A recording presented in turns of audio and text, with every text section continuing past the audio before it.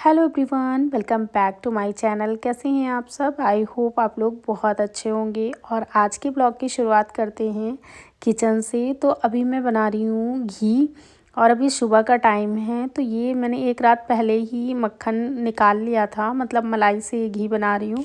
और ये मलाई लगभग 15 दिन की थी।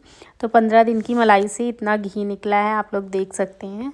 और फिर इसको मैंने रख दिया है, सुबह होते ही इसको गैस पे चढ़ा दिया था। और दूसरी तरफ मैं बना रही हूँ सुबह का नाश्ता। तो सुबह नाश्ते में मुझे पनीर के पकौड़े बच्चों का खाने का मन कर रहा था, तो पनीर के पकौड़े और चाय बनाऊंगी। तो चाय तो बच्चे पीते नहीं हैं, चाय हम दोनों ही पियेंगे। और बच्चे पकौड़ी फिर केचप के साथ खा लेंगे।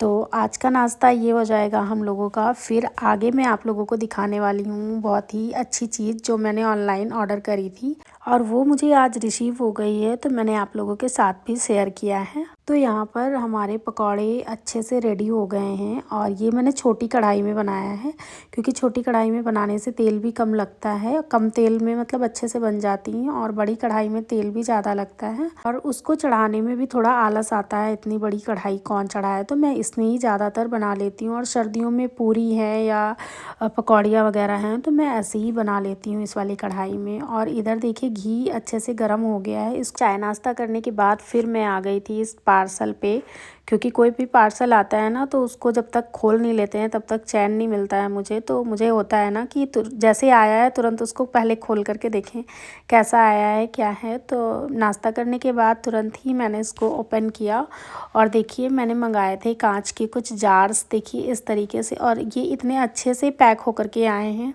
बहुत ही अच्छे से। और सारे देखिए आप लोगों के साथ मैंने ओपन किया है, मतलब आप लोगों के सामने मैंने ओपन किया है। और सारे बहुत ही अच्छे आए हैं और एक भी कहीं से कुछ नहीं है, मतलब ख़राब नहीं है।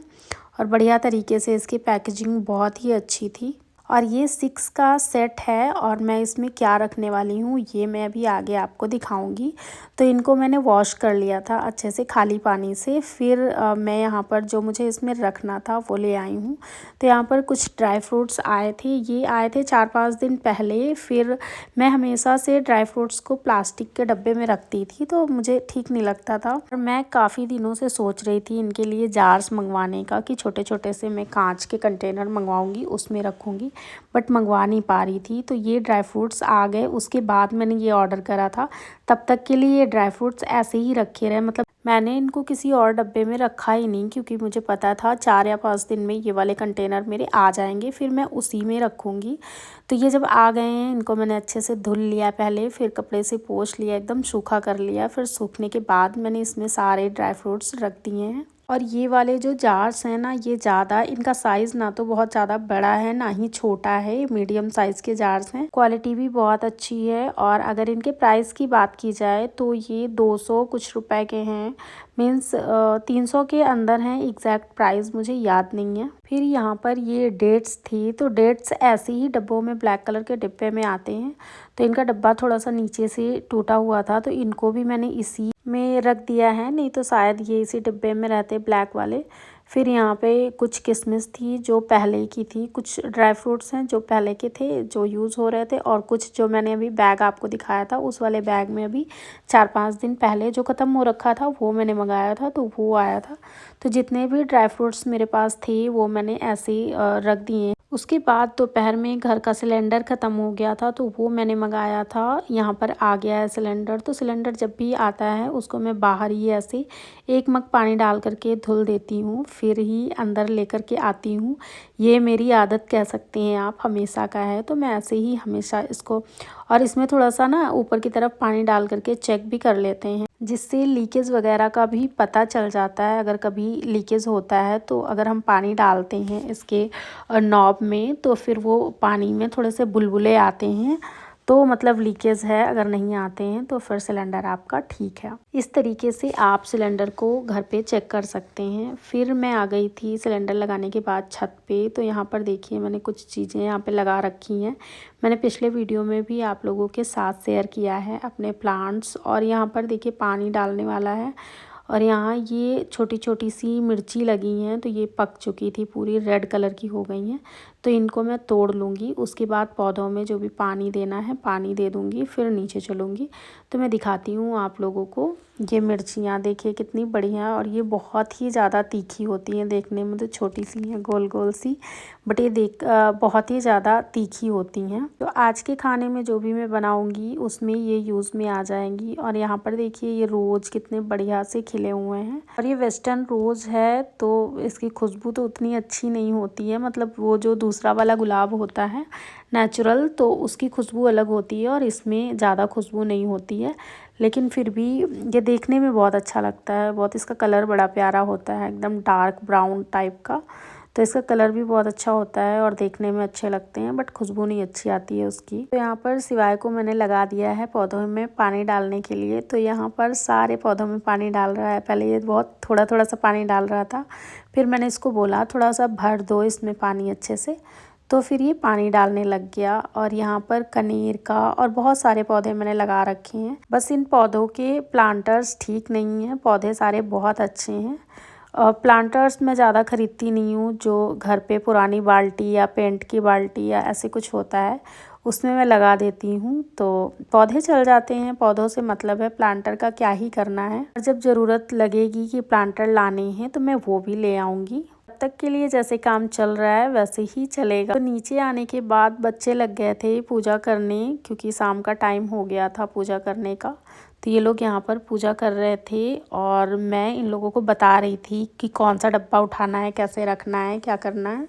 तो मैंने जो जो बताया वो इन लोगों ने किया है और ये लोग पूजा कर देते हैं। अब अगर कभी मुझे नहीं करना होता है तो इन लोगों से मैं पूजा करवा देती हूँ, ये लोग कर देते हैं। फिर शाम में मुझे बनाना था गाजर का हलवा। तो यहाँ पर मैंने गाजर ले लिए। ये गाजर 1 किलो है और इसको मैं इस कद्दूकस में कस लूँगी। और ये सीज़न का फर्स्ट हलवा है। मतलब गाजर का हलवा तो इस सीज़न में मतलब सर्दियों में बनता ही रहता है, पर ये सीज़न का पहला हलवा है जो मैं बना रही हूँ। नहीं तो ज़्यादातर तो 31 दिसंबर को बनता है, मतलब न्यू ईयर पे। अभी मैं इस टाइम पे थोड़ा जल्दी बना रही हूँ क्योंकि खाने का मन हो रहा था और गाजर आ गई तो मैंने सोचा चलो हलवा बना देती हूँ। तो यहाँ पर मैं दूध गर्म होने के लिए रख दूँगी।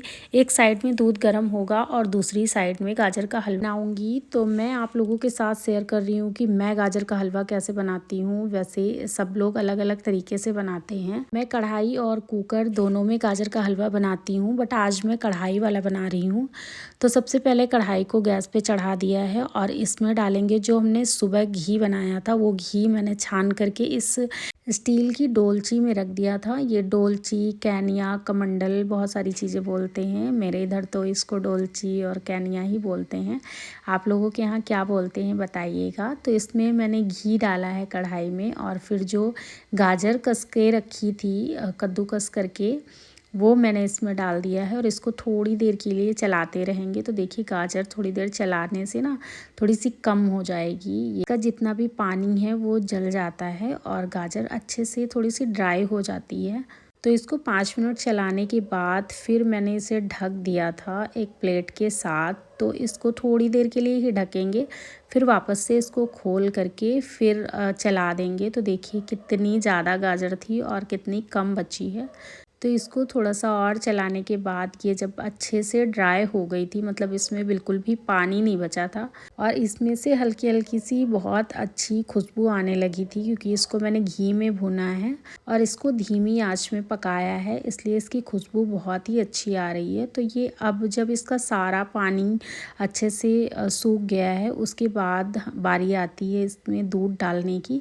तो इसमें लगभग मैंने 1 किलो गाजर थी तो 1 लीटर के करीब दूध डाल दिया। 1 लीटर से और थोड़ा ज़्यादा ही होगा। तो इतना दूध डालने के बाद फिर इसको धीमी आंच में रख देते हैं, क्योंकि इसको बनाने में ना थोड़ा सा टाइम लगता है, लेकिन जितना टाइम लगता है उतना ही टेस्टी ये हलवा बनता भी है। तो यहाँ पर देखिए दूध इसमें डाल दिया है और हल्के हल्के से ना उबाल आने लग गए हैं। तो इसमें जब अच्छे से उबाल आ जाता है तो इसको चलाते रहते हैं थोड़ी थोड़ी देर पर, और साइड में ये जो लग जाता है तो ये अगर हम इसको चलाएंगे नहीं तो ये कढ़ाई में चिपक जाता है। तो इसलिए थोड़ी थोड़ी देर पे चलाते रहते हैं।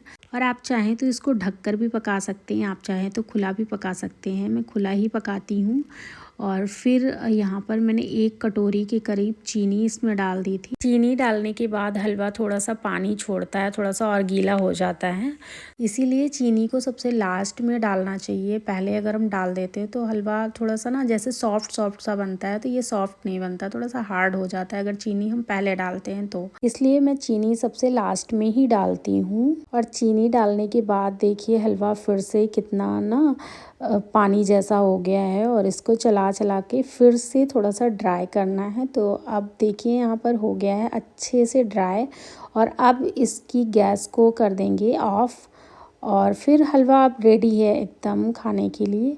बट अभी इसमें एक सबसे इम्पॉर्टेंट इंग्रेडिएंट बचा है, वो है ड्राई फ्रूट्स। तो ड्राई फ्रूट्स मैंने कट कर लिए थे, और इसमें बादाम, काजू और कुछ भी मैंने नहीं डाला है, सिर्फ बादाम और काजू ही हैं। क्योंकि अगर मैं किशमिश वगैरह डालती तो बच्चे थोड़ा सा खाने में आनाकानी करते, इसलिए जो बच्चों को पसंद है वही डाला है। तो यहाँ पर मैंने 3 कटोरियाँ लगाई हैं, बच्चों के डैडी भी आ गए थे। मैं पास से दिखाती हूँ आपको, देखिए कितना टेस्टी और देखने में कितना बढ़िया लग रहा है ना। जितना बढ़िया देखने में लग रहा है, खाने में तो उससे भी ज़्यादा अच्छा था ये हलवा। तो हलवा खाने पीने के बाद फिर थोड़ा सा बचा हुआ था, इसको निकाल करके मैंने अलग बर्तन में रख दिया है। अगर आपको ये वीडियो पसंद आए